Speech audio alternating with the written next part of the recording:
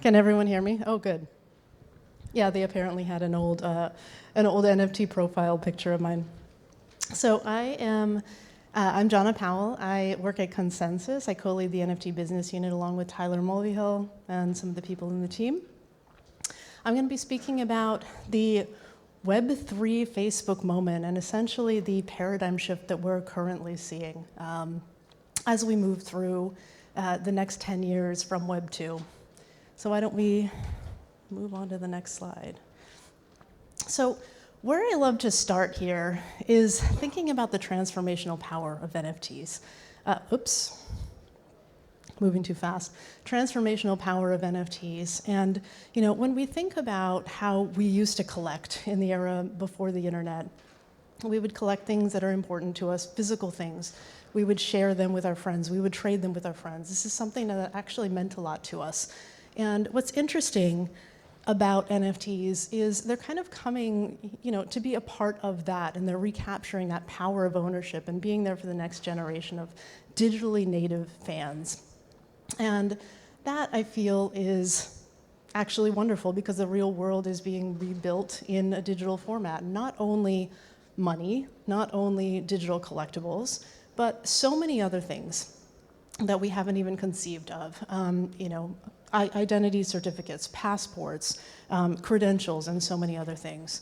And the other thing is NFTs are kind of a really interesting use case in that they're providing a very cool, identifiable bridge from traditional to mainstream, from physical to digital, from old to new. And why is that? It hasn't really done it in the way that crypto has done it. NFTs are fun. NFTs are something that people can get attached to. And people can identify to collectibles that are in a niche that they actually care about. And they also provide this additional paradigm of ownership. And that's when it clicked for me. That's when I think it clicks for a lot of people, when people think, I really want to own that. And there is a point, I think, in everyone's transition, when they think about NFTs, I want to own that. And for whatever reason, it doesn't seem to make sense at first, but you really feel that need to own that digital asset. And NFTs have essentially, not only NFTs, but blockchain in general, is the first technology that actually provides proof of digital immutable ownership. And that actually taps into people's psychology, right? That taps into people's need to express. That taps into people's need to flex. That taps into people's need to collect. And that is very reminiscent of what we started seeing in about 2004 when Facebook became really popular. All of a sudden, people could become their own celebrity, right? And so that's why I think about this as a Facebook moment. I think a lot of people think about this as the Facebook moment. So when we think about where we were, where we are, and where we're going, Web 1 was all about just visiting websites. Web 2 is when Facebook essentially made user-generated content completely ubiquitous across all social media channels, across the entire internet, and we're still there, but we're moving, and we very strongly believe that we're moving over the next decade into Web 3, and the key reason is ownership, and people are starting to really see that. And we believe fundamentally that your Web 3 wallet is going to become your social identity. And we actually see that in the data too, or at least we're starting to see inklings in the data. If we just look at the user trajectory for NFT platform users, they're resembling that of early Facebook. So total Facebook users in their formative years from 2004 to 2013 had this exponential curve and even an inflection point. But also, NFT platform users in the formative years had a very similar trajectory. So I fundamentally believe we're still very early. Obviously, things are changing a mile a minute in the market, but NFTs are nimble, the technology is nimble, and we're going to adapt.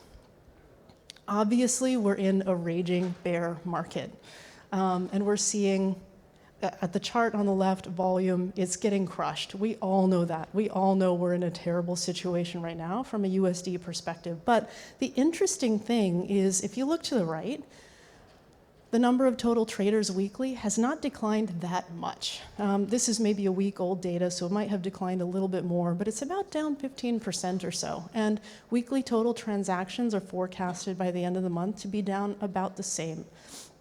So interest is still there, and that's encouraging. And so what does that mean?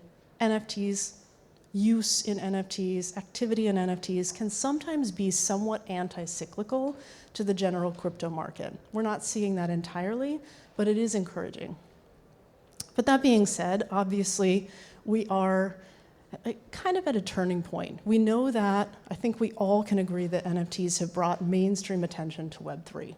But if we want to really bring mainstream adoption to Web3, it's going to have to come from something totally different. Gone are the days of pure FOMO, or maybe not 100% gone, but hopefully, as we think about the ICO culture being flushed out in 2018, we're going to see a lot of flush outs, over the next couple of years. There's going to be speculation, but mainstream adoption is going to have to come from something so much more valuable.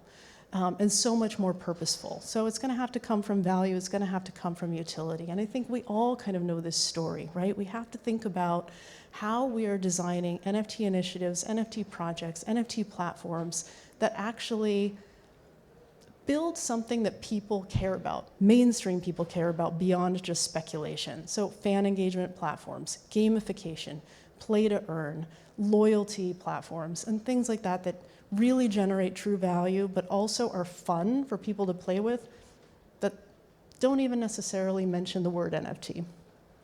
And I think a blue chip case example for brands to potentially follow is, this is obviously going to be recognizable to everybody, Bored Ape Yacht Club. But why is that? They have really hit the nail on the head when it comes to everything that is important for generating a successful project, and they're also bringing it so much further. They've been nimble, they've been innovative.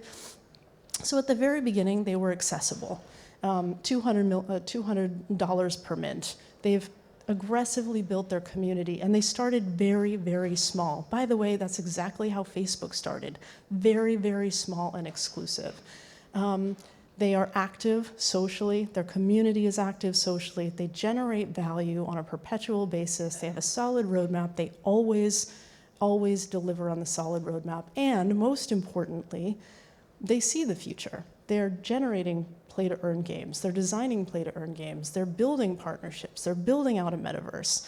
And so lots and lots of things are actually happening out of this initiative. And there's a lot of other initiatives that are extremely successful as well. But I will say a lot of brands have tried to enter into this space unsuccessfully because they don't follow, this recipe of, fully engaging the community. And of course, beyond that, there's obviously a lot of value creation opportunities that abound despite being in a bear market. There are so many ways that we need to improve the user experience. This is not just a jump from Web 2 to Web 3. This is possibly a jump from Web 2 to Web 2.5 to Web 3. Bridges are critically important.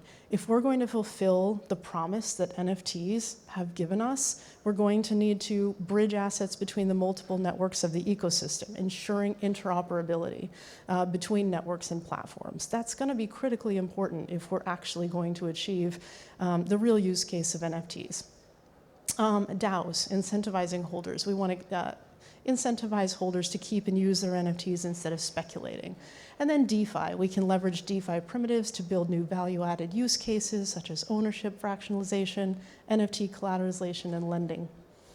So lots of opportunities. Choosing the right network is key. Ethereum leads by far. The data speaks for itself.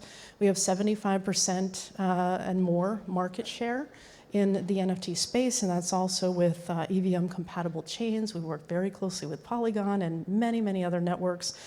Major social media integration, $1 trillion in transactions settled across 200,000 digital assets built by 300,000 developers. You want to be where the developers are, you want to be where the users are. Liquidity is critical if you're trading in NFTs or thinking about NFT projects.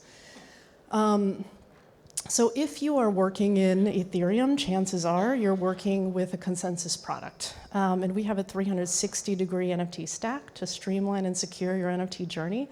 Starting with our white label platform, that's essentially a soup to nuts solution that enables you to create, and essentially we would help you create the user experience for your NFT journey, minting your NFT collections, designing an entire front end and primary drop site, leveraging our APIs and SDKs, and we lead you all the way through the secondary market process, including listing, auctions, processing, fiat and crypto listing and processing as well.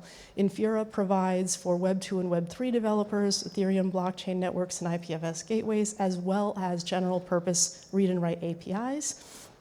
MetaMask is for NFT collectors and creators. They're obviously, I think, hopefully everybody knows, one of the largest non-custodial crypto wallets and gateways to blockchain apps. And MetaMask Institutional has an amazing dashboard that you should check out that enables you to look at the valuation of your portfolio. I know I'm running out of time, so I'm not going to emphasize everything that we've done, but suffice it to say, we work across so many different verticals.